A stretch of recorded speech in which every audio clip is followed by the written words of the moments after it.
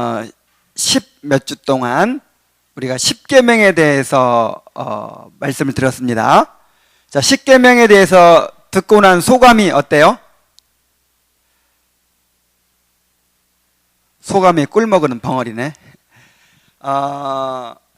정말 하나님께서 우리에게 요구하시는 수준이 얼마나 높은지, 그 수준이 누구의 수준이에요? 하나님의 수준이에요. 하나님의 수준. 하늘에 계신 너희 아버지의 온전하신 같이 온전하라는 거예요. 그래서 우리가 도달할 수 있어요, 없어요? 없어요. 우리는 율법을 지킬 수가 없습니다. 그래서 이제 이 10계명에 대해서 공부하는 동안, 정말 우리가 이 율법에서 얼마나 멀어져 있는지, 하나님의 율법에서 얼마나 참 멀어져 있고 우리의 죄가 큰지를 깨달았을 거예요.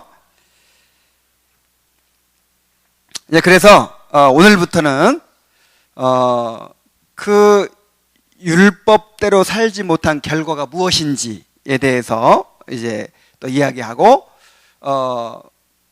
그러면 이제 우리가 큰일 났잖아요. 그런데 하나님께서는 이러한 상태에 있는 우리를 구원해 주시기 위해서 이제 구원의 손길을 펼치십니다. 그걸 가리켜서 이제 은혜의 수단이라고 하는데, 우리가 어떻게 은혜의 수단들을 통해서 구원받게 될 수 있는지, 이것을 이제 우리가 쭉 공부하게 됩니다. 그래서 잘 들어야 돼요. 나는 아직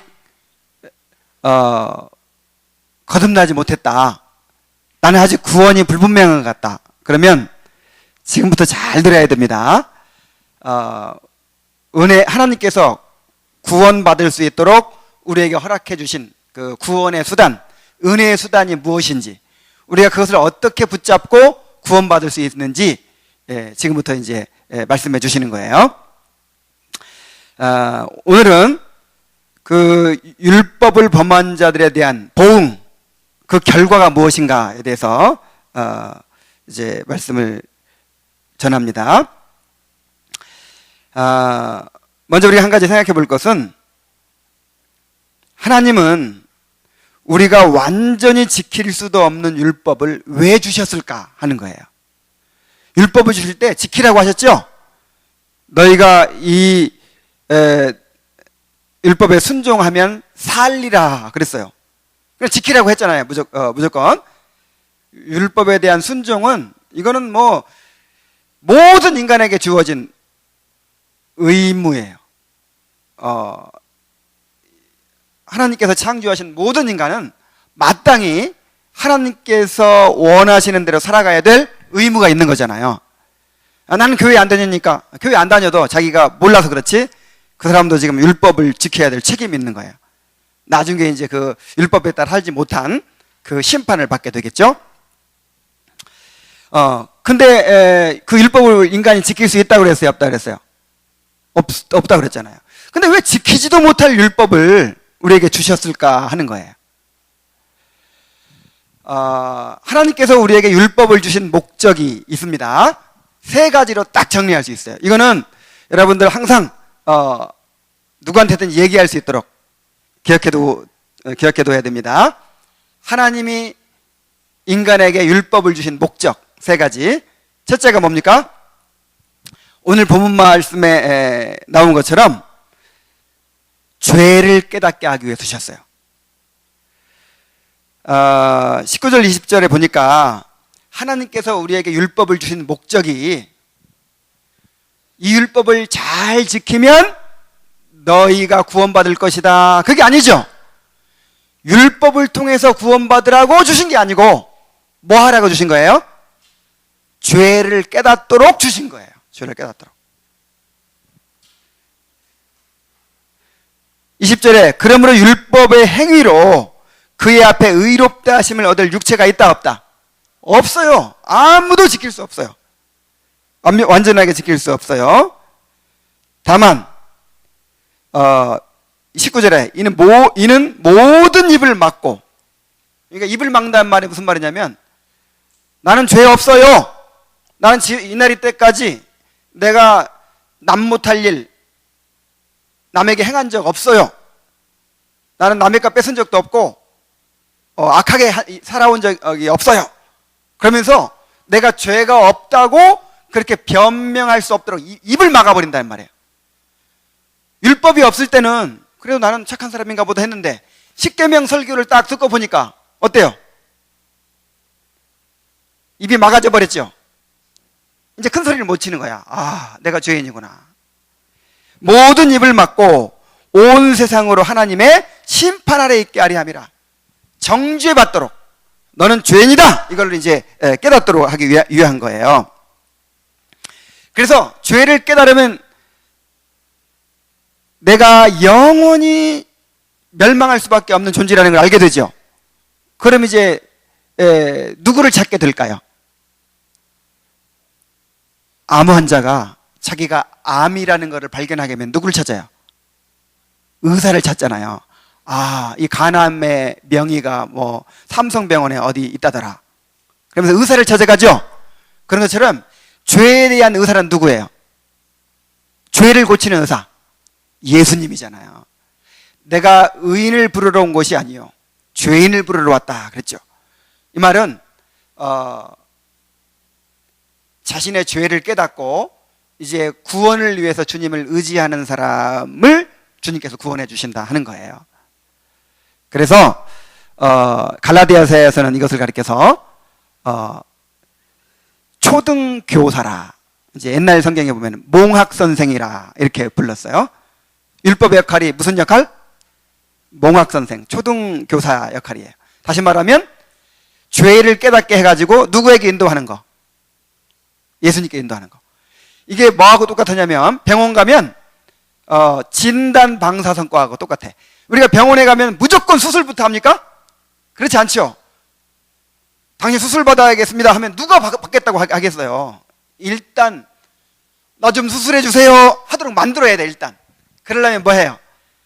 엑스레이라든지 막 검사를 해가지고 암 말기라는 거를 밝혀내야 돼. 그러면 이제 이 사람은 겸손해지죠. 나 좀 살려주세요. 뭐든지 다 하겠습니다. 당연히 수술 받아야 됩니다. 아예 받겠습니다. 담배 끊어야 됩니다. 끊겠습니다. 그러면서 의사를 의지하게 되죠. 그런 것처럼 율법이 하는 역할이 바로 그런 엑스레이 역할이에요. 봐라, 너는 죄인이다. 너는 암 말기다. 지옥 간다. 보여주는 거예요. 그러면 이 죄를 해결할 분이 아무도 없어요. 이 세상에는 오직 예수님밖에 없어요. 그래서 이제 예수님을 의지하게 된다 이 말이에요. 예수님 믿게 된다 이 말이에요. 자, 그래서 율법을 주신 첫 번째 목적이 뭐라고요? 죄를 깨닫게 하는 역할, 더 나아가서 예수님께로 인도하는 역할. 자, 그리고 다음에 두 번째 역할이 있어요. 두 번째 역할은 뭐냐면, 이거는 이제 여러 번 얘기했으니까 성경 안 찾아도 다 알죠. 죄를 억제하는 역할이에요.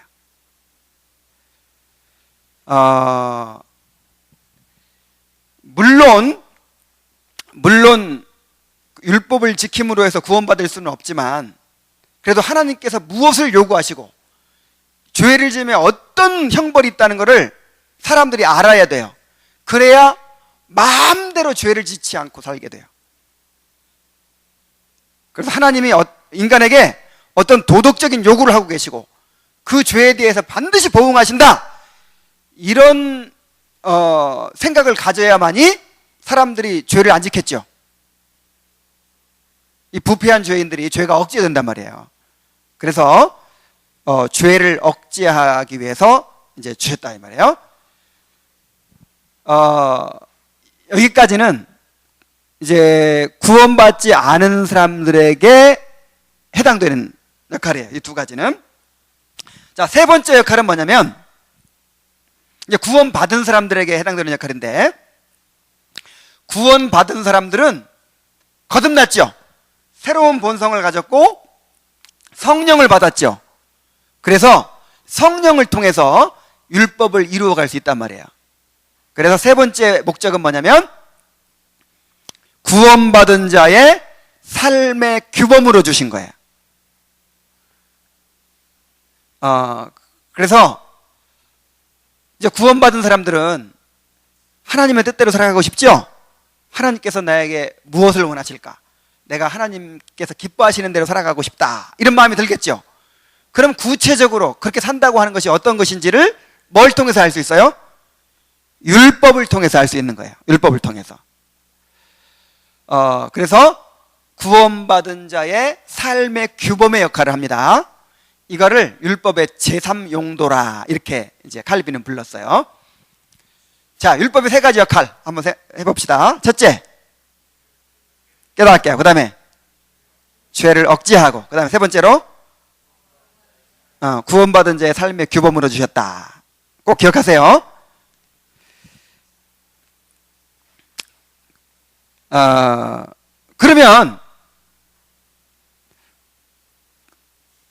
그렇다면 사람이 구원받으면 율법을 다 지킬 수 있나요, 그럼? 자, 구원받고 나면 율법을 완전하게 지킬 수 있나요? 거기에 대해서 크게 두 가지 오류가 있어요. 이 그리스도인과 율법과의 관계에 대해서 두 가지 큰 이제 오류, 다시 말하면 이단이 있어요. 첫 번째는 뭐냐면 이 완전주의의 오류입니다. 완전주의의 오류.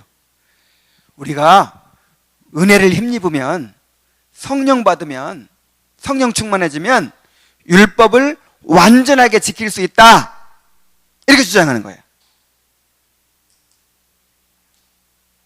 이렇게 주장하는 사람들이 누구냐면 바로 로마 카톨릭입니다.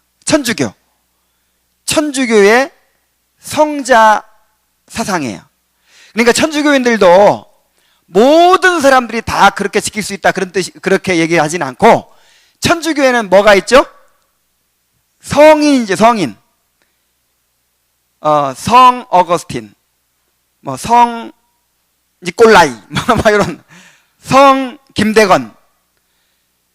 그 성자가 지금까지 몇 명 있었냐면 대략 한 6,000명 정도가 이 성인이 됐어요. 이번에 그 10옥식인가? 교황에서 했죠?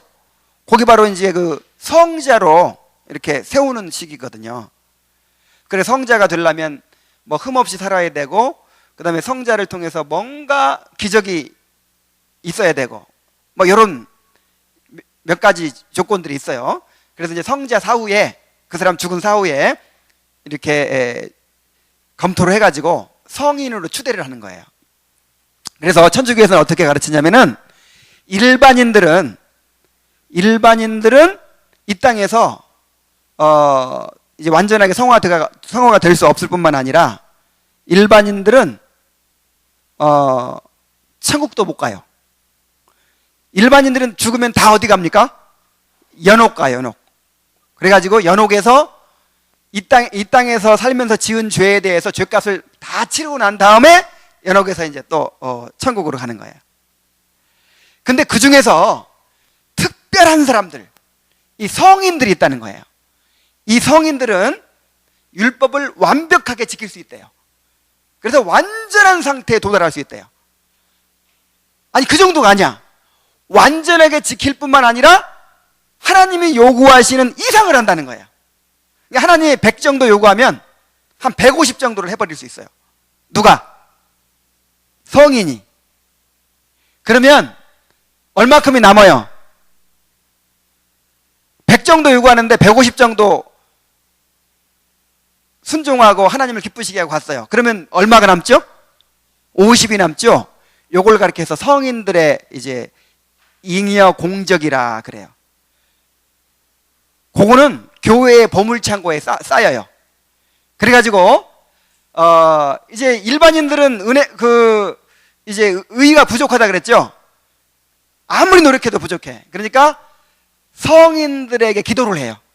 그거 좀 남은 거 예를 들어 성 니콜라이가 하나님이 요구하시는 거 이상을 막 해버렸잖아요. 그 남아있는 건 나 좀 주십시오, 이렇게 이제 구해가지고 그걸 얻어가지고 이제 그래도 연옥은 가긴 가는데 좀 연옥에서의 이제 그 벌 받는 기간이 줄어들죠.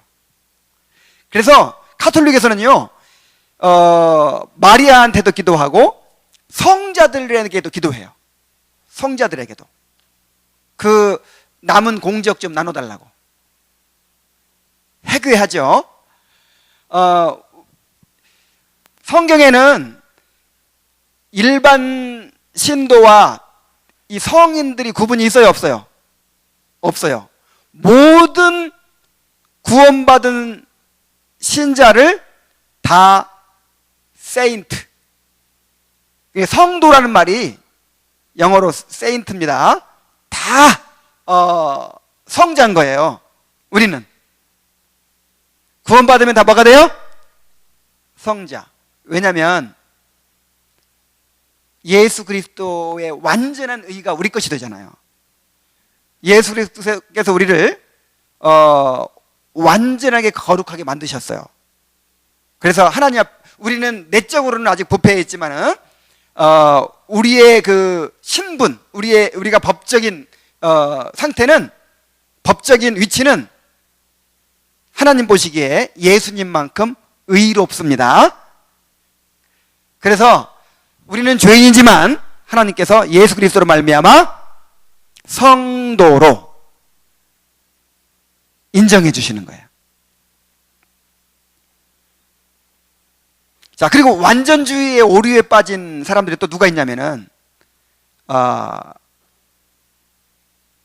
이 웨슬리안들이 있어요. 웨슬리안, 이 감리교도들.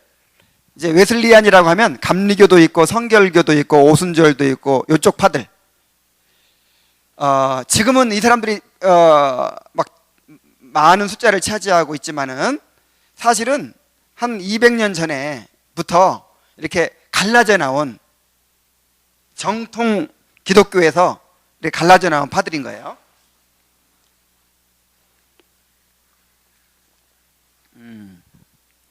자, 이 웨슬레는 또 어떻게 주장하느냐? 이 요한 웨슬레는 누구의 영향을 받았냐면 이 카톨릭의 신비주의자들의 영향을 받았어요. 월리엄 로우 같은. 그 다음에 이 알미니우스라고 이 알미니안주의라고 여러분 많이 배웠죠. 그 알미니안주의를 창시한 알미니우스의 영향을 받았어요. 이 자유의지를 주장하고 이 인간의 의지에 달려있다, 구원이, 이렇게 주장한. 그래서 어떻게 주장을 하냐면 이 땅에서 완전 성화가 가능하대요. 누가 그렇게 주장한다고? 요한 웨슬레, 이 감리교에서 그렇게 주장한다고요. 완전 성화란 자신 안에 남아있는 죄성을 완전히 극복하고 그리스도와 일치되는 체험입니다. 그래서 점진적인 성화가 계속 되다 보면은 죽기 전에도 어느 순간 그렇게 완전한 성화에 이를 수 있다는 거예요. 그래서 이것을 요한 웨슬레는 제2의 축복, 제2의 변화, 그리스도인의 완전, 이런 식으로 불렀어요. 그리고 모든 그리스도인들이 이런 완전을 향하여 나아가야 된다, 완전한 상태에 이르러야 된다, 이렇게 주장을 했습니다. 이렇게 주장하는 교파가 안식교도 그렇게 얘기해요. 안식교도 우리가 율법을 이렇게 지키고 완전히 우리의 품성이 변화될 수 있대요. 그렇게 된 사람만 천국 갈 수 있는 거예요. 그래서 이 성결교도 이제 감리교에서 또 이렇게 가지쳐서 나온 교파인데, 성결교의 그 성결운동이라는 것에 의해서 만들어졌거든요. 무슨 운동? 성결운동. 그래서 성결교에서는 그것을 성결의 은혜라 그래요. 무슨 은혜? 그러니까 한 번 이제 예수 믿고 거듭났어요. 회심했어요. 그것만으로는 안 되고 이제 구원받은 후에 두 번째 어떤 특별한 은혜를 받는다는 거예요. 그거를 성령 세례라고도 부르고 성령 체험이라고도 부르고 그렇게 하는데 성결의 은혜라고도 부르고. 그래, 성결의 은혜를 받으면 이제 자기 안에 있는 죄성을 극복하고 이제 완전한 상태에 도달하는 거예요.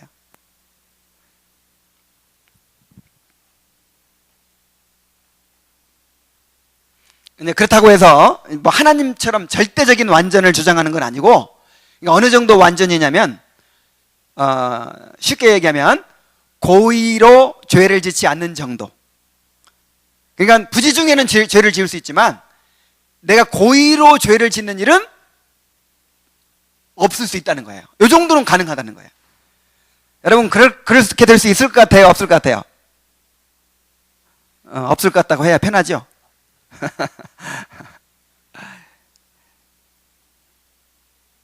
자, 여기에 대해서 이제 성경적인 반론을 얘기하자면, 결론적으로 율법을 완전히 지킬 수 있는 사람은 있어요, 없어요? 없어요. 그래서 소유리분더 82문에는 이것을 이렇게 표현하고 있습니다. 우리 한번 읽어봅시다. 자, 시작. 사람이 능히 하나님의 계명을 완전히 지킬 수 있습니까? 답. 타락한 이후로 아무도 금생에 하나님의 계명을 완전히 지킬 수 없을 뿐만 아니라 날마다 생각과 말과 행동으로 계명을 범합니다. 그랬어요. 이것은 구원받은 사람도 마찬가지고, 이것은 아무리 경건한 사람도 마찬가지예요. 바울 사도가 내가 죄인 중에 괴순이라 그랬죠? 그것을 노년에 고백했어요. 노년에. 거의 죽기 직전에 내가 죄인 중에 괴순이라. 근데 그것이 과거형이에요? 현재형이에요? 현재 그렇다는 거예요. 현재. 그야말로 우리 한국의 성자라고 할 만한, 성자라는 말 자체가 이게 이제 카톨릭에서 온 말이고 잘못된 말이지만, 이제 굳이 그렇게 성자처럼 여겨지는 그런 분이 있다면 이 박윤선 목사님이 계세요. 박윤선 목사이자 교수님이죠. 신학 교수. 자, 이분은 항상 그렇게 얘기를 했어요. 이분이 90이 넘어서 죽었는데 저는 90년 된 죄인입니다. 이렇게 고백을 했어요. 왜 죄인일 수밖에 없습니까? 우리 안에 죄의 오염이 남아있는 거예요. 죄의 오염.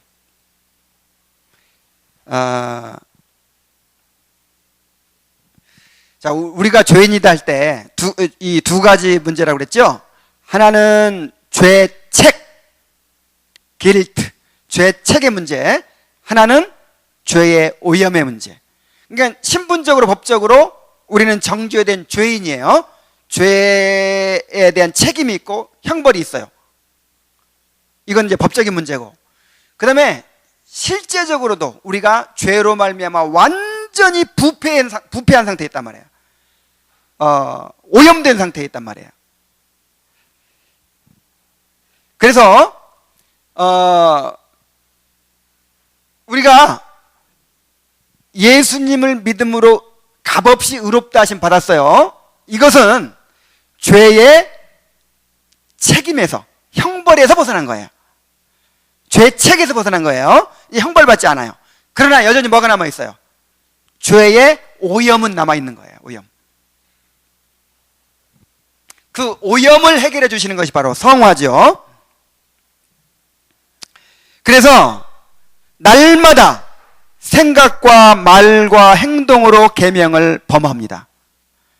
이건 뭐 우리가 날마다 체험하고 있으니까 너무 잘 알죠.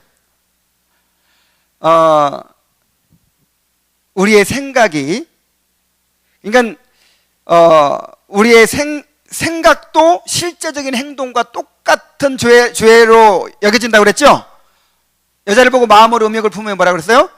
간음죄. 형제를 미워하면 살인죄예요. 남의 것을 탐심을 품으면 실제로 그것을 강도질한 거나 똑같은 거예요. 그리고 마땅히 해야 할 것을 하지 않은 것이 죄예요. 그러니까 우리의 생각이 하나님을 기쁘시게 하고 하나님의 뜻에 맞는 생각을 해야 그게 죄가 안 되는 거예요. 그런데 인간이 하루에 한 10,000번 정도의 생각이 스쳐간답니다. 10,000번 정도. 그 10,000번 중에서 여러분은 몇 프로나 하나님을 기쁘시게 하고 하나님 뜻에 딱 일치되는 생각을 하십니까? 많이 잡아가지고 한 5,000번이라고 합시다. 그럼 나머지 5,000번은 뭐예요? 생각으로 죄를 짓는 거야. 생각으로.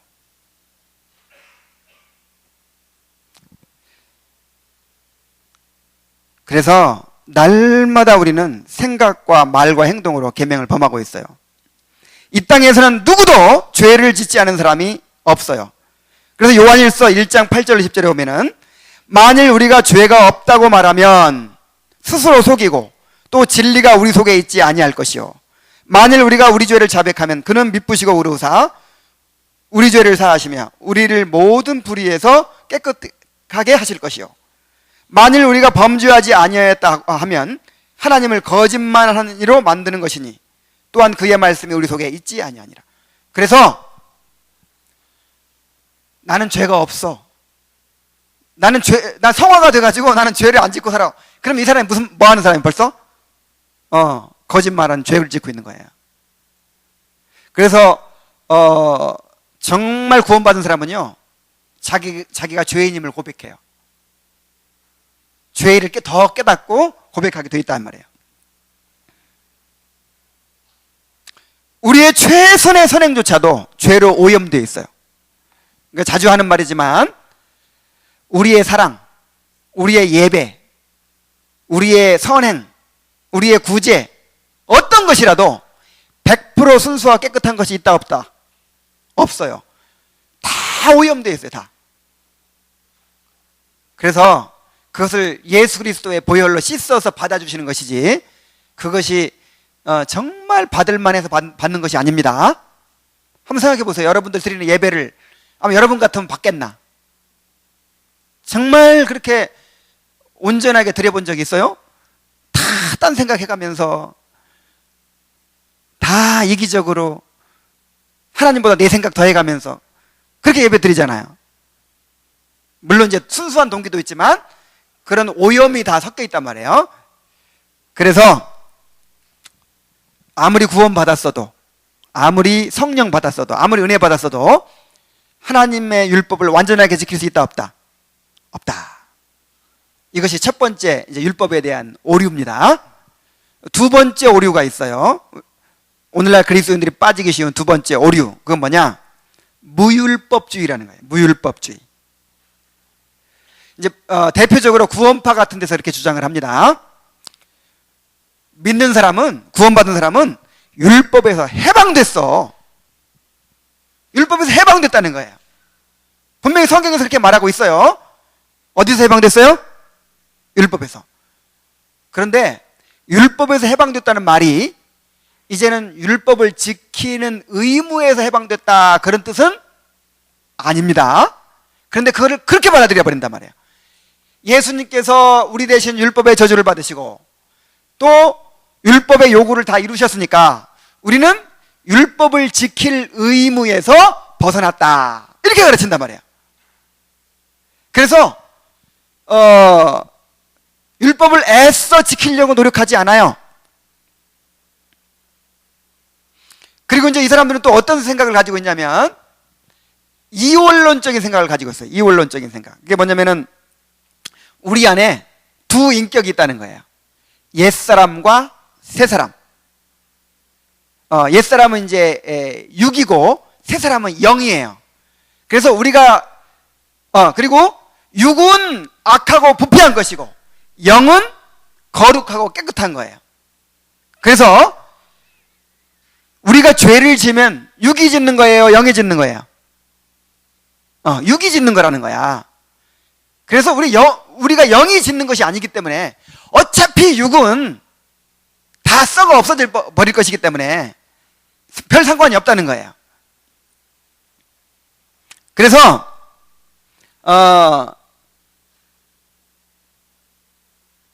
어차피 타락한 육은 죄를 지을 수밖에 없는 거니까 어쩔 수가 없다 이러면서 죄를 짓는 것을 합리화해요. 그래, 요거는 구원파만이 아니에요. 지금 대부분의 그리스도인들이, 개신교인들이 이런 생각에 빠져 있어요. 구체적으로 이렇게 이론적으로 딱 이렇게 이야기하지는 않지만, 에이, 어차피 우리는 이 땅에서 완전할 수 없어. 율법을 다 지킬 수가 없어. 우리 육신이 어차피 타락했어. 그러면서 죄를 짓는 것을 합리화한단 말이에요. 이게 지금 구원파가 아니라도 구원파 비슷한 신앙생활을 하는 사람들이 얼마나 많은지 몰라요. 자, 오늘날 십계명 강조 안 하죠. 배우지 않죠. 찬송가 맨 처음에 딱 펴면 표지에 십계명이 있는데, 십계명은 나와 별로 관계없다고 생각하고 그렇게 신앙생활하죠. 그거부터가 벌써 그런 생각을 가지고 있는 거예요. 그리고 정말 율법을 순종하고 거룩하게 살려고 하는 그런 의지가 없어. 왜? 어차피 육은 타락하고 어차피 부패했으니까 순종할 수가 없어. 인간은 다 죄인이야. 이게 구원파입니다. 이게 구원파적인 생각이에요. 자, 여기에 대해서 성경은 어떻게 말하고 있습니까? 하나님께서 우리를 왜 구원해 주셨겠어요? 율법을 이루는 거룩한 백성이 되도록 구원해 주신 거예요. 다시 우리 한번 따라해 봅시다. 율법을 이루는 거룩한 백성이 되도록 구원하셨다. 그러니까 율법 안 지켜도 되는, 아무렇게나 살아도 괜찮은 사람이 되도록 구원해 주신 것이 아니라 율법을 지키는 거룩한 백성이 될 수 있도록 구원해 주셨단 말이에요.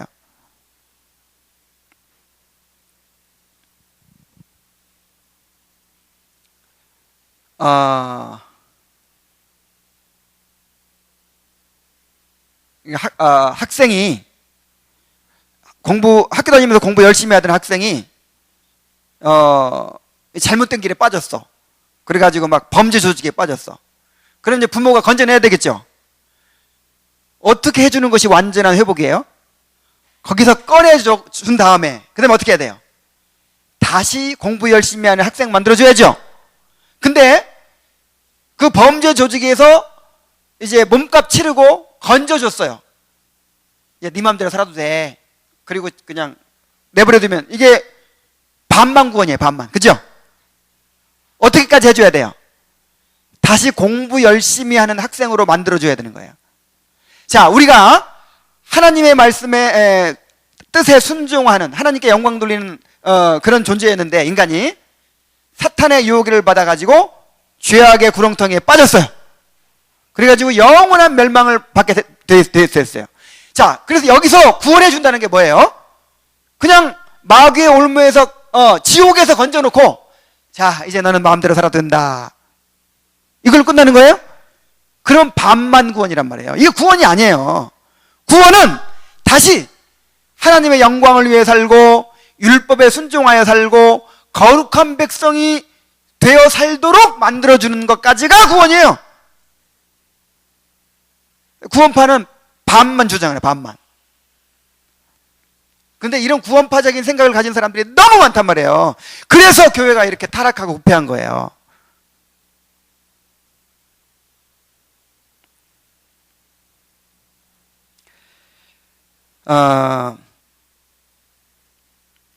우리는요,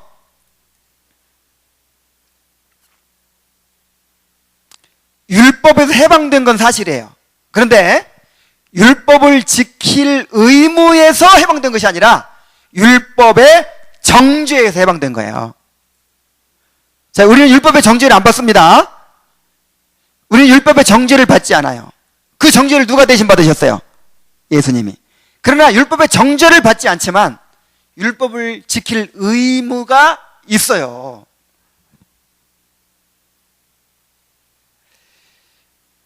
그리고 우리 그리스도인들은 죄의 형벌에서만이 아니라 죄의 권세에서 구원받았어요.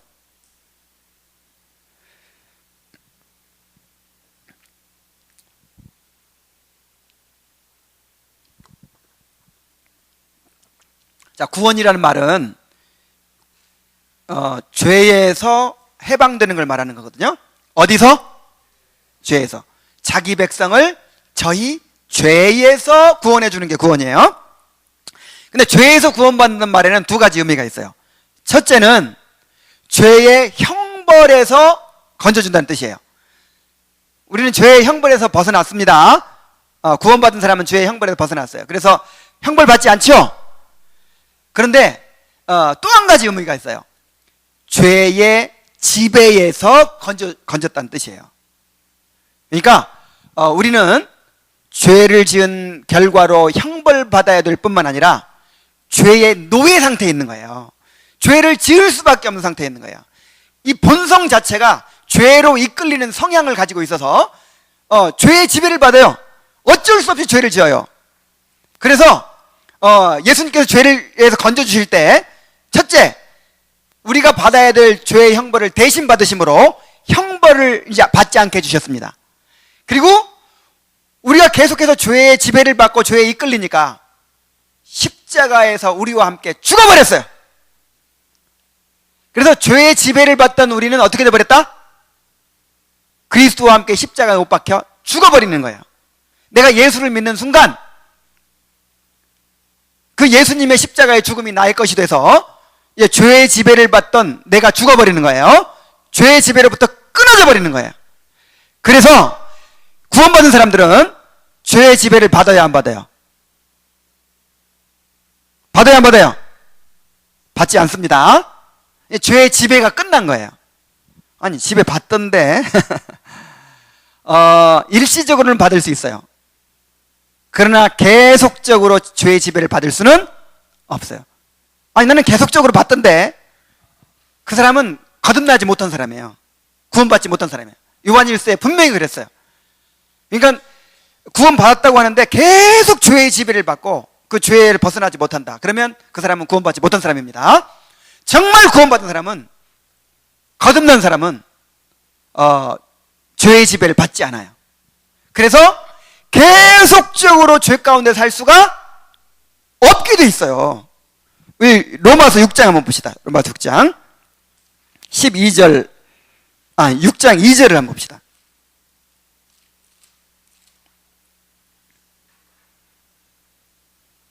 자, 1절부터 봅니다. 그런즉 우리가 무슨 말을 하리요? 은혜를 더하게 하려고 죄에 거하겠느냐? 자, 요 질문은 이제 바울 사도가 복음을 전하거든요.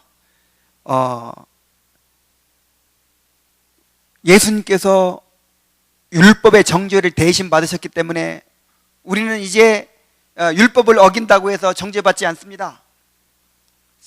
예수님께서 우리의 의의가 되셨기 때문에 우리가 부족해도 의롭다 하심 받습니다. 예수만 믿으면 죄의 형벌에서 벗어나고 값없이 의롭다 하심 받고 구원받습니다. 이렇게 막 복음을 전하니까 이제 율법주의자들이, 완전주의자들이 그걸 공격을 하는 거예요. 그래? 그럼 이제 마음 놓고 죄 지어도 되겠네? 이렇게 공격을 하는 거예요. 그러니까 바울의 대답은 뭡니까? 우리 한번 크게 한번 외쳐봅시다. 그럴 수 없느니라. 나만 외쳐 왜? 다 같이 시작. 그럴 수 없느니라. 자, 왜 그럴 수 없어요? 그렇게 되질 않아. 그렇게 돼 있질 않아요. 정말 구원받은 사람들은 그럴 수가 있다 없다? 없어요. 왜 그럴 수 없을까? 2절 하반절에 죄에 대하여 죽은 우리가 어찌 그 가운데 더 살리요?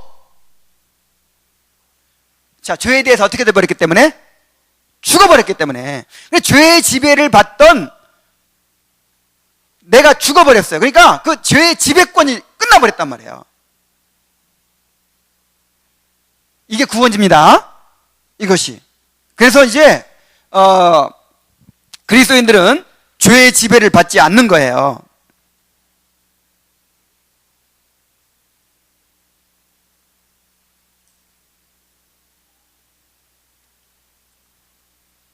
하나님께서 우리를 죄의 형벌에서 면제시켜 준 것뿐만 아니라 죄의 지배를 받지 않게 해주시고, 그 다음에 이제 은혜의 지배를 받게 해주셨어요. 무슨 지배? 그 은혜라는 게 뭐라고 그랬어요? 예수님께서 이루신 구원을 우리에게 적용시켜가는 것을 은혜라고 그랬죠. 그래서 우리의 구원을 완성시켜가는 과정을 은혜라고 하는 겁니다. 하나님께서 우리의 구원을 완성시켜가고 있는 그 능력, 그걸 은혜라고 그래요. 우리가 어디에 지배를 받고 있어요? 은혜의 지배를 받고 있기 때문에 죄가 우리를 주장할 수가 없어요.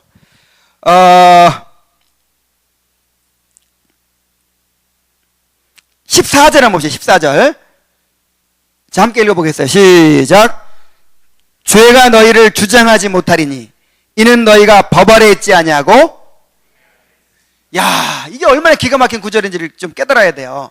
그러니까 거듭난 사람, 새 생명을 주시고 새로운 본성을 주시고 하나님께서 지금 구원을 막 이루어가고 계시는 사람, 요걸 어디 아래 있는 사람이라고 그래요?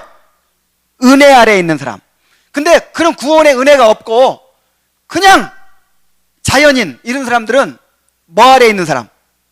율법 아래 있는 사람. 이 사람들은 율법을 다 지켜야 구원받는 그런 행위 언약 안에 있는 사람들이에요. 법 아래 있는 사람. 그래서 이 율법 아래 있는 사람들은 죄의 지배를 받아요. 그러나 은혜 아래 있는 사람들은 죄의 지배를 받아요, 안 받아요? 안 받아요. 그래서 죄가 너희를 주장하지 못할 것이다. 이는 너희가 법 아래 있지 아니하고 은혜 아래 있음이니라. 그래서 이제 우리가 이런 우리 자신의 구원받았다면 우리 자신의 변화된 신분을 깨닫고 어떻게 힘써야 됩니까? 죄를 죽이고 율법에 순종하기를 힘써야 돼요. 로마서 6장 12절 13절 한번 읽어보겠습니다. 다 같이 시작. 그러므로 너희는 죄가 너희 죽을 몸을 지배하지 못하게 하여 몸의 사욕에 순종하지 말고 또한 너희 지체를 불의의 무기로 죄에게 내주지 말고 오직 너희 자신을 죽은 자 가운데서 다시 살아난 자 같이 하나님께 드리며 너희 지체를 의의 무기로 하나님께 드리라. 옛날 구원받기 전에는 죄의 노예이기 때문에 어쩔 수 없다고 치지만 구원받고 난 사람들은 이제 자유인이 됐어요. 이제 내가 선택하면 죄를 안 지을 수도 있어요. 성령께서 계시기 때문에, 은혜 아래에 있기 때문에, 죄가 나를 지배하지 못하기 때문에. 그래서 구원받기 전에 짓는 죄와 구원받은 이후의 죄가 다릅니다. 구원받기 전에 짓는 죄는 물론 그때도 내가 선택해서 짓는 죄지만 그때 자유의지를 노예의지라 이렇게 불러요. 무슨 의지? 루터가 그렇게 얘기했어요. 노예의지. 왜냐하면 구원받지 못한 사람들은요 죄 지을 자유밖에 없는 거예요. 죄 지을 자유. 구원받지 못한 사람들이 하나님을 사랑할 수 있어요, 없어요? 그러니까 자유라고 하는 것이, 자유의지라고 하는 것이 모든 걸 다 할 수 있다, 그건 아니에요. 우리가 어디든지 마음대로 갈 수 있는 자유가 있죠. 근데 하늘을 날 수 있는 자유 있어, 없어? 없죠. 그런 것처럼 이 자연인들, 거듭나지 못한 자연인들은 죄 지을 자유밖에 없는 거야. 그러나 구원받은 사람들은 죄에서 해방됐기 때문에 이제는 하나님을 사랑할 수 있는 자유가 있는 거야. 이제는 죄를 안 지을 수 있는 자유가 있는 거야. 그래서 구원받은 이후에는요 내가 선택해서 죄를 짓는 거야. 자유인이 됐잖아요. 그래서 이제 우리가 스스로 선택해서 성령을 힘입어서 죄가 나를 다시 지배하지 못하도록, 일시적으로는 지배할 수 있다 그랬죠. 일시적으로는 자꾸만 순간순간 나를 지배하려고 해요. 그때 우리가 죄를 죽여야 돼요. 그리고 우리 자신을 하나님께 드려야 돼요. 율법을 완전하게 지킬 수는 없지만은 완전하게 순종하고자 힘써야 됩니다. 성화를 이루어가야 돼요. 이것이 하나님의 요구예요. 그래서 완전주의도 잘못된 것이고 그 다음에 무율법주의도 잘못된 것입니다. 우리는 완전하게 지킬 수 없지만 구원받은 사람들은 하나님께서 그 율법을 지켜갈 수 있도록 죄로부터 해방시켜 주시고 또 거듭난 본성을 주시고 성령을 주셨기 때문에 이제 우리가 율법에 순종하기를 힘써야 된다 하는 것입니다. 자, 우리가 율법을 완전하게 지킬 수 없다고 그랬어요. 이 불신자든 구원받은 사람이든 율법을 완전하게 지킬 수 없어요. 그렇다면 율법을 범한 결과가 무엇일까요? 일단 율법을 범한 죄들이 다 똑같은가? 이거부터 한번 봅시다. 우리 소유리문답 제83문을 한번 읽어보겠어요. 시작. 율법을 범한 모든 범죄는 똑같이 악합니까? 답. 어떠한 죄는 본질적으로 그리고 몇 가지 악한 요소들 때문에 하나님 보시기에 다른 죄보다 더 악합니다. 죄도 큰 죄가 있고 작은 죄가 있고 하나님께서 더 진노하시는 죄가 있고 그렇구나 하는 걸 알 수 있겠죠. 예를 들어서 시편 19편 13절에 오면은 또 주의 종에게 고의로 죄를 짓지 말게 하사 그랬어요. 부지중에 짓는 죄가 커요? 고의로 짓는 죄가 커요? 그렇겠죠. 부지중에 짓는 죄보다 고의로 짓는 죄가 큽니다. 계획적으로 짓는 죄가. 그리고 예수님이 이런 말씀하셨어요. 빌라도한테 그런 말씀하셨어요. 내가 너 죽일 수도 있고 살릴 수도 있어 막 이렇게 얘기하니까 너에게 그 권세를 주신 이는 하나님이시다. 하나님이 너한테 그 권세 안 주셨으면 너 그렇게 할 수 없다.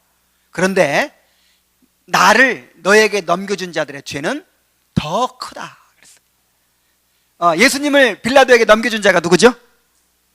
유대인들. 그러니까 빌라도는 이제 그 압력에 떠밀려 가지고 물론 빌라도도 그 심판 받을 거예요. 근데 막 데모를 일으키려고 하고 막 그렇게 이제 폭동이 일어나려고 하니까 그 두려워 가지고 예수님께 사형 선고했어요. 근데 이 바리새인들 유대인들은 어떻게 했어요? 계획적이고 의도적이고 고의적으로 예수님을 죽이려고 꾸몄죠. 그래가지고 빌라도에게 넘겨준 거예요. 그러니까 어떤 사람의 죄가 더 클까요? 이 사람들의 죄가 더 크다. 예수님께서 그렇게 말씀하셨어요. 그 다음에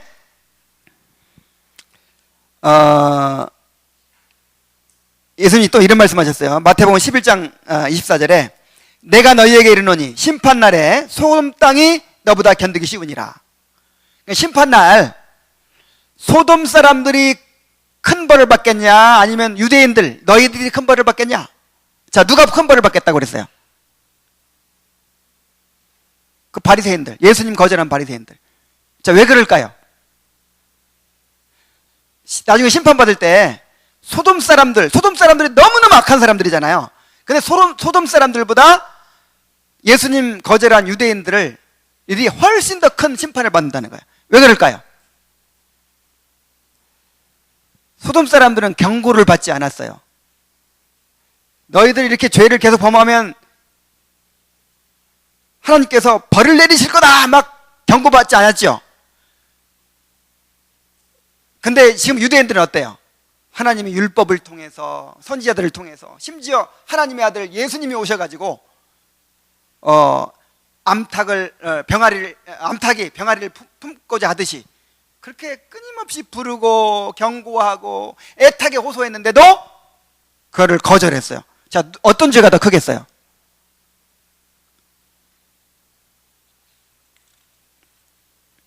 그 다음에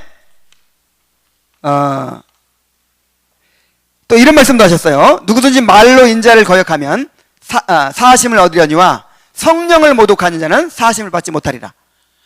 예수님 거절하면 예수님 모독하는 거는 사하심 받을 수 있대요. 근데 성령을 모독하거나 거역하면 사하심 받을 수 있다 없다? 이게 무슨 말이냐면 사람이 영적으로 어두운 상태에 있고 깨닫지 못하면요 예수님이 누군지 모르죠. 그래서 내가 예수를 믿는 차라리 내 주먹을 믿겠다. 아, 예수 아무것도 아니야. 4대 성인 중에 하나일 뿐이야. 자, 이런 말 할 수 있겠죠?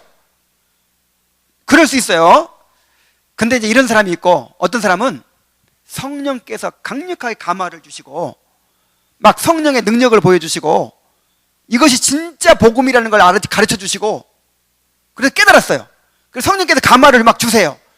그런데도 거절하는 걸 말하는 거야. 요게 성령 해방죄예요. 그 성령 해방죄 지은 사람이 누구죠? 예를 들어서 가룟 유다 같은 사람. 가룟 유다는 예수의 이름으로 귀신도 쫓아내고 병도 고쳤어요. 그리고 예수님이 하나님의 아들이라는 걸 알아요.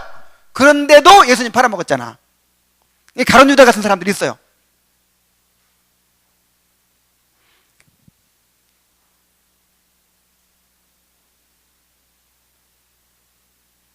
자, 히브리서 10장 29절에 또 이런 말씀하셨어요. 하물며 하나님의 아들을 짓밟고 자기 길을 거룩하게 한 언약의 피를 부정한 것으로 여기고 은혜의 성령을 욕되게 하는 자가 당연히 받을 형벌이 얼마나 더 무겁겠느냐.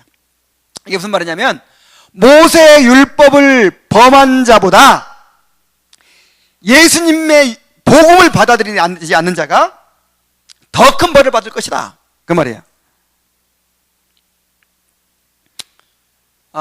이게 무슨 얘기냐면은, 모세의 율법은 옛 언약이고 모형과 그림자죠. 예수님의 복음은 실체이고 하나님의 뜻이 완전히 백일화에 드러난 거예요. 이렇게 확실하게 전해주는데도 못 믿고 거절하면, 그렇게 모형과 그림자를 통해 희미하게 전했던 것을 거절한 죄보다 훨씬 죄가 크다, 이 말이에요. 그래서 여기서 우리가 어떤 결론을 내릴 수 있냐면, 내가 받은 것이 많을수록, 기회가 많이 주어질수록 책임도 크다, 이 말이에요. 그리고 여러분들, 저 이단에 속한 사람들, 아니면 복음을 듣지 못하는 그런 번영식 신학이나 가르치고 막 그런 교회에 다니면서 복음을 못 들어가지고 구원 못 받은 사람도 있어요. 그런데 상록교회 와가지고 맨날 복음을 듣고 이렇게 맨날 목이 터져라고 가르쳐주고 이런데도 불구하고 만약에 회개하지 않고 구원받지 못했다, 나중에 누가 더 큰 벌을 받을까요? 책임이 큽니다.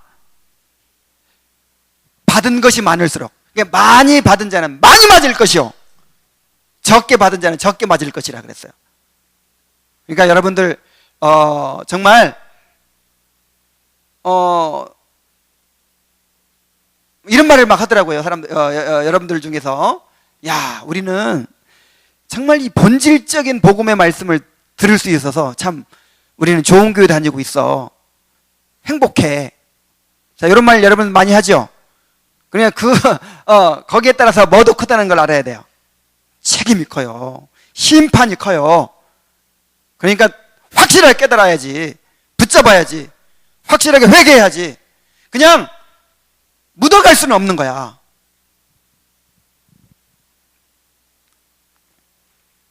그래서 이제 이 단락에서는 뭐가 포인트냐면은, 하나님은 공의로운 하나님이라고 그러죠. 공의로운 하나님이기 때문에 예를 들어서 상을 주실 때 공평하게 주실까요? 아니면 불공평하게 주실까요? 그가 행한 대로 정확하게 갚아주시겠죠. 마찬가지로 벌을 주실 때도 공평하게 그렇게 주신다, 이 말이에요. 그 죄에 따라서. 자, 그렇다면 죄에 대한 보응은 무엇입니까? 소위름 문답 제84문을 보겠습니다. 자, 시작. 모든 죄마다 무엇으로 보응받습니까? 모든 죄마다 금생과 내세에서 하나님의 진노와 저주를 받습니다. 여러분, 죄는 반드시 값을 치른다. 요거를 여러분 뼛속 깊이 깨달으시기 바랍니다. 죄는 뭘 치른다고요? 값을 치르게 된다. 이것이 하나님의 공의예요. 하나님의 공의. 그래서 하나님의 공의가, 이야, 하나님이 이렇게 공의로우신 분이구나. 야, 이 죄를 지으면 죄값을 피해갈 수 없구나. 요거를 웅변적으로 보여준 사건이 뭐예요? 예수님의 십자가예요. 하나님이 우리를 사랑한다고 해서, 사랑하니까 그냥 봐줄게, 그냥 이렇게 할 수 있다면 왜 자기 아들을 그렇게 비참하게 죽이셔야 했을까요? 하나님은 사랑의 하나님일 뿐만 아니라 공의의 하나님입니다. 근데 자꾸만 이 공의는 쏙 빼버리고, 공의는 불편하잖아. 뭐만 강조해요? 사랑의 하나님. 이거는 성경의 하나님이 아니에요. 그냥 하나님의 사랑도 있고 공의도 있고 거룩함도 있고 하나님의 속성이 여러 가지죠. 그러면 그 전체 하나님을 우리가 믿어야 되는데, 내가 좀 불편하고 내가 좀 거북스러운 모습은 없애버리고 그냥 사랑의 하나님, 그냥 죄 지어도 괜찮은 하나님, 이런 그냥 막 수염 잡고 들어줘도 그냥 헤헤 웃는 동네 할아버지 같은 하나님, 자꾸만 이런 하나님을 만들어가지고 그 하나님을 섬기는 거예요. 이것이 바로 둘째 계명을 범하는 죄라 그랬죠. 우상을 만드는 죄예요. 모든 죄마다 금생과 내세에서 하나님의 진노와 저주를 받습니다. 갈라디아서 3장 10절에 보면은 무릇 율법 행위에 속한 자들은 저주 아래에 있나니 기록된 바 누구든지 율법책에 기록된 대로 모든 일을 항상 행하지 아니하는 자는 저주 아래에 있는 자라 하였습니다. 그래서 하나님의 율법대로 살지 못하는 모든 자들은 다 저주받아요. 다 진노를 받아요. 그것이 지옥의 형벌인 거예요. 자, 금생과 내생에서 진노와 저주를 받는다 그랬어요. 인간의 금생에서 겪게 되는 모든 고통과 불행이 죄의 결과로 온 것입니다. 창세기 3장에 보면은 이 죄의 결과로 이 현세의 비참의 상태가 왔죠. 지금 이 땅에서 우리가 병들고 고통당하는, 늙고 죽는 이 모든 일들이, 직장생활 힘들고 그냥 애 낳고 키우는 거 힘들고 뭐 이렇게 취업 힘들고 어렵고, 여기 다 무슨 결과로 온 거라고요? 죄의 결과로 온 거예요. 다 죄값을 치르는 거예요. 가장 무서운 죄값은 뭐냐? 지옥의 형벌입니다. 죽은 다음에 진짜 큰 보응을 받는 거예요. 마태복음 25장 41절에 또 왼편에 있는 자들에게 이르시되 저주를 받은 자들아, 나를 떠나 마귀와 그 사자들을 위하여 예비된 영원한 불에 들어가라. 그래서 인간은 하나님과 영적으로 끊어진 상태에서, 영적으로 죽어있는 상태에서 현세의 비참을 경험하고, 그 다음에 육체적으로 죽고, 그 다음에 죽은 후에 영원한 지옥의 형벌을 받게 되어 있는 거예요. 이것이 하나님의 율법을 어긴 죄에 대한 보응이에요. 여러분, 이것을 잘 생각해야 돼요. 깊이 알아야 돼요. 병을 고치려면 자기 병을 알아야 되죠. 그래서 이 죄를 알아야 돼요. 죄의 결과를 알아야 돼요. 그리고 때때로 하나님은 이 땅에서도 심판하십니다. 물론 대개의 경우는 이제 은혜의 시대이기 때문에 기회를 주세요. 회개할 기회를 주시지만 어떤 경우에는 금생에서도 무서운 심판을 내릴 때가 있어요. 소돔성 보세요. 소돔과 고모라. 그래서 이렇게 율법을 범한 죄로 진노와 저주를 받게 되어 있기 때문에 예수님께서 이 진노와 저주를 십자가에서 대신 받아주신 거예요. 그래서 예수님을 회개하고 예수님을 영접한 사람은, 예수님을 믿는 사람은 이 저주에서 해방되는 것입니다. 예수님이 대신 진노를 받으시고 대신 저주를 받으셨기 때문에. 그래서 지금 구원받지 못한 사람은 뭐 아래 있는 거예요? 하나님의 진노와 저주 아래 있는 거예요. 교회를 나오든 안 나오든 상관없이 확실하게 구원받지 못한 사람은 하나님의 진노와 저주 아래 있어요. 그러니까 빨리 예수님을 영접해서 회개하고 예수님 영접해서 정말 그 진노와 저주에서 벗어나야 될 거예요. 그리고 이제 구원받았더라도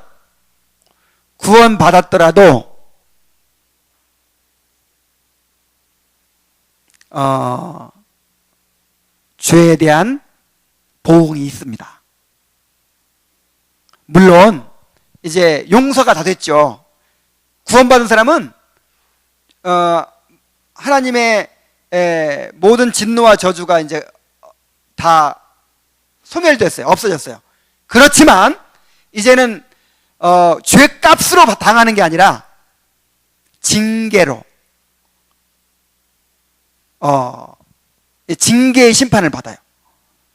그러니까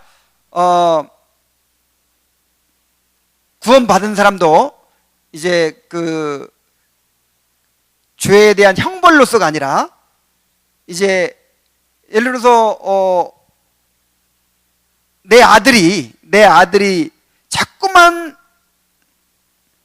공부는 안 하고 그 다음에 나쁜 친구들하고 어울리고 자꾸만 부모의 말에 순종하지 않는단 말이에요. 그럼 내버려 두면 돼요, 안 돼요? 그래서 벌이 아니라 잘 되게 하려고, 돌아오게 하려고 매를 때리죠. 이걸 가리켜서 징계라고 합니다. 징계가 있습니다. 징계를 두려워해야 됩니다. 다윗을 보면 알아요. 다윗, 하나님 마음에 합한 사람, 하나님께서 너무너무 사랑하시는 사람이 누구죠? 다윗이죠.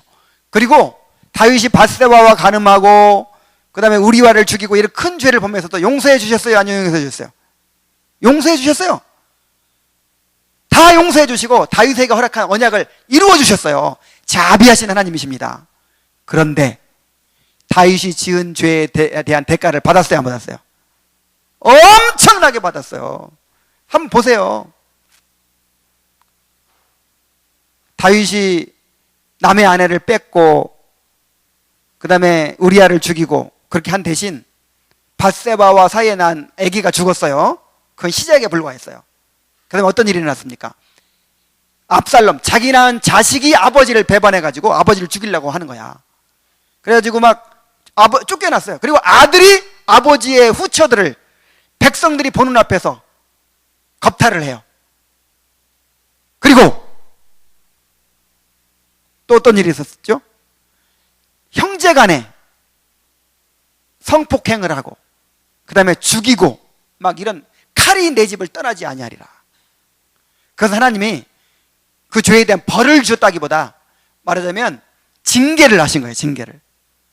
왜냐하면 깨닫게 하시고 죄가 얼마나 무서운 것인가를 알게 하시고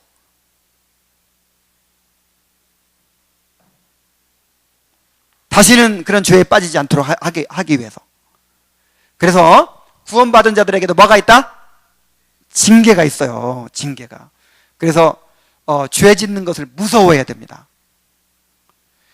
물론 1대1 관계로 내가 무슨 죄 하나 지면 그냥 다리 몽둥이 부러뜨리고 내가 또 죄 하나 지면 그냥 병 걸리게 만들어버리고 꼭 이러진 않아요. 그러니까 징계라고 하는 거는 교육이 목적이기 때문에 때로는 큰 죄를 지었는데 막 지가 알아서 막 괴로워하고 반성하고 막 그러네? 그냥 넘어갈 때도 있어요. 근데 어떤 경우에는 사소한 잘못인데 바늘 하나 훔쳤어. 이거 내버려두면 소도둑 된다. 이거 호되게 하면 혼내야 돼.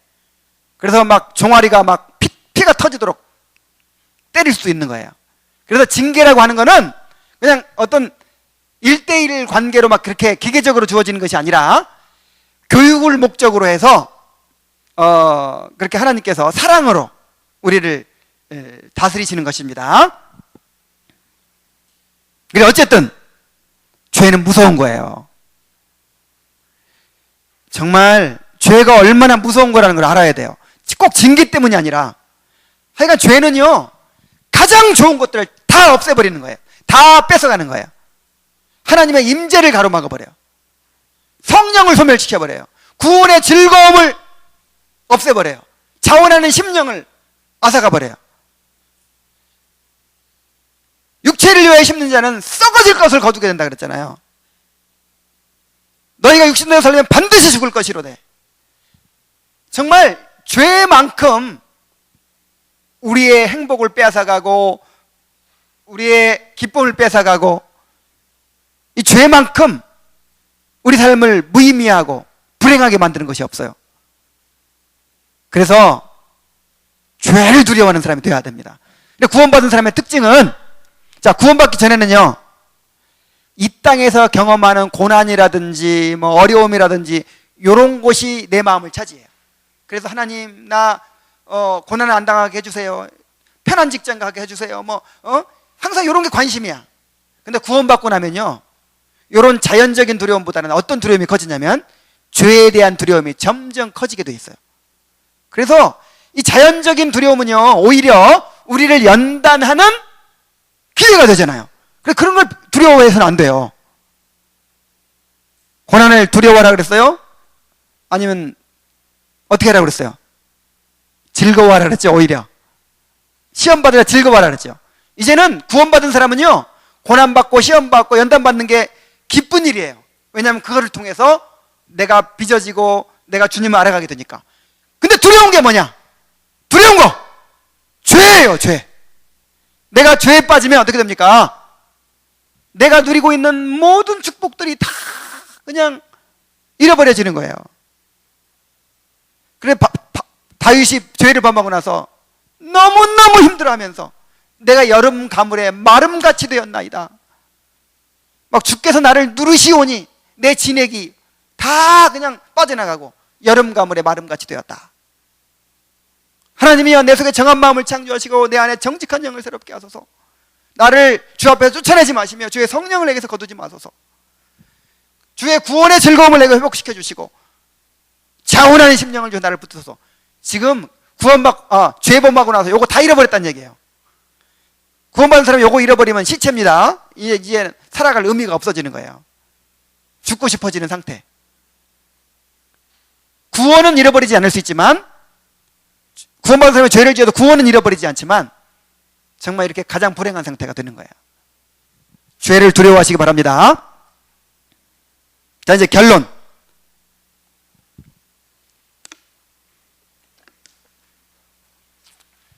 여러분, 구원받았으면 율법에 순종하고자 힘쓰시기 바랍니다. 왜요? 율법에 순종하는 거룩한 백성이 되도록 우리를 구원해 주셨기 때문에, 죄에서 자유롭게 해주셨기 때문에, 새로운 본성을 주셨기, 성령을 주셨기 때문에, 은혜 아래 있게 하셨기 때문에 열심히 율법에 순종해야 됩니다. 죄와 싸우고 정말 거룩한 백성이 되도록 노력해야 됩니다. 그리고 중요한 것은 그렇게 하면 할수록 뭘 깨달아요? 죄를 깨달아 가야 돼요. 그래서 구원받은 사람의 특징이 죄에 대한 인식이 점점 깊어간다는 거예요. 그래서 처음에는 모든 사람이 죄인이지. 근데 점점 성장해 갈수록 내가 죄인이구나. 더 알아갈수록 나의 부패성과 이 악함은 끝이 없구나. 그 다음에 나중에 점점 더 이제 성장해 가면 나중에 고백이 뭐예요? 내가 죄인 중에 괴순이라. 이렇게 점점 죄에 대한 고백이 깊어가요. 그래서 늘 회개하는 삶을 사는 거예요.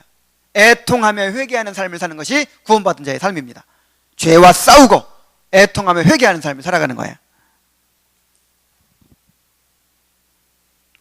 그러면서 우리의 성화가 이루어져 가는 것입니다. 만약에 여러분 가운데 아직 내가 거듭나지 못했다, 나는 아직 구원받지 못했다 하는 분이 있다면, 그래도 율법에 순종하기를 힘써야 됩니다. 왜 그럴까요? 여러분, 구원받든 안 받든요, 율법이라고 하는 것은 모든 인간에게 요구하시는 하나님의 의의 요구예요. 하나님의 법칙이에요. 다 이렇게 살아야 돼. 그래서 구원받지 못한 사람은 그렇게 살려고 하면 할수록 뭘 더 깊이 깨닫게 될까요? 아, 내 힘으로는 지킬 수가 없구나. 나는 죄인이구나. 율법이라는 이런 엑셀을 통해서 계속해서 내 안에 있는 죄를 보게 되는 거예요. 그러면서 누구에 대한 믿음이 생겨갈까요? 그리스도를 의지하고 그리스도께 대한 믿음을 가지게 될 수 있는 거예요. 그래서 죄의 무서운 결과를 알고 통회하는 심령을 갖게 돼야 돼요. 그래서 점점 겸비해져야 돼요.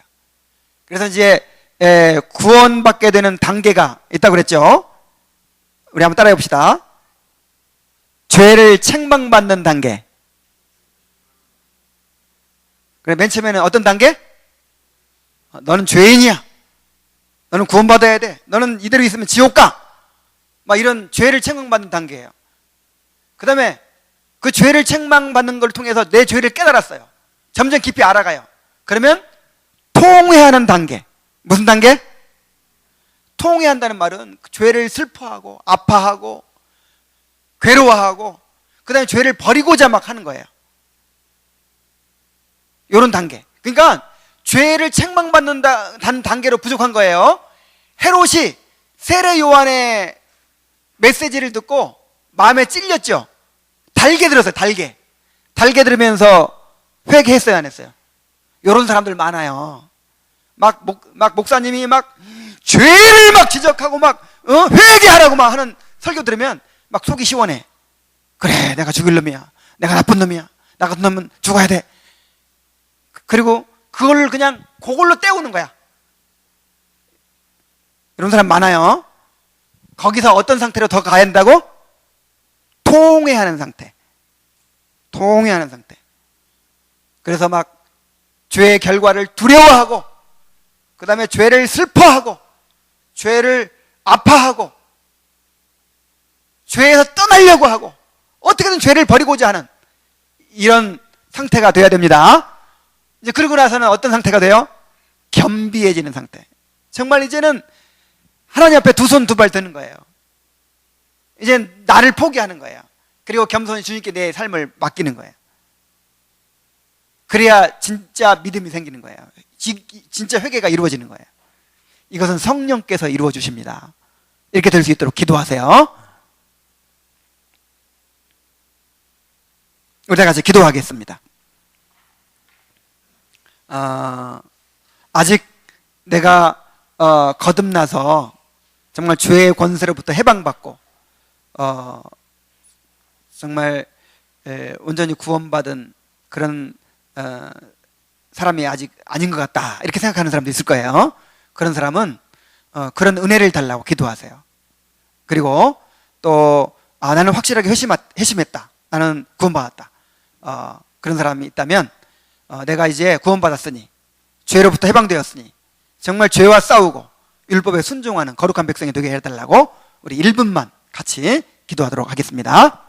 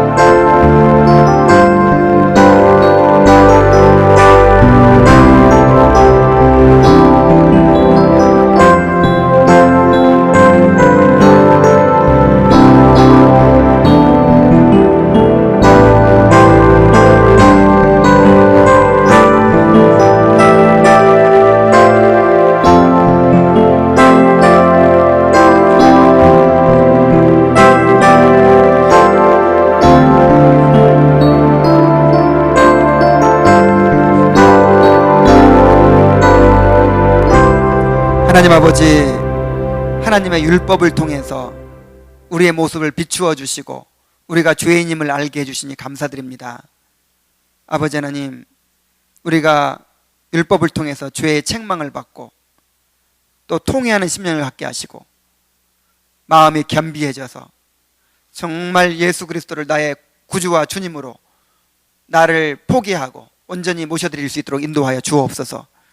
아버지 하나님, 정말 구원받았다면 이제는 하나님의 율법을 이루어가는 거룩한 백성이 되도록 구원해 주신 것이오니 아버지 하나님, 더욱 힘써 율법에 순종하고자 노력할 수 있도록 인도하여 주시옵소서. 또한 아무리 노력해도 우리는 율법을 완전하게 지킬 수 없고 우리의 죄를 더 깊이 깨달을 뿐입니다.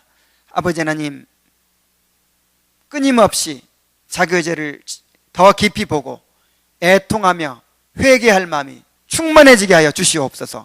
그리하여 우리의 성화가 이루어져 가게 하여 주시옵소서. 예수님의 이름으로 기도하옵나이다. 아멘.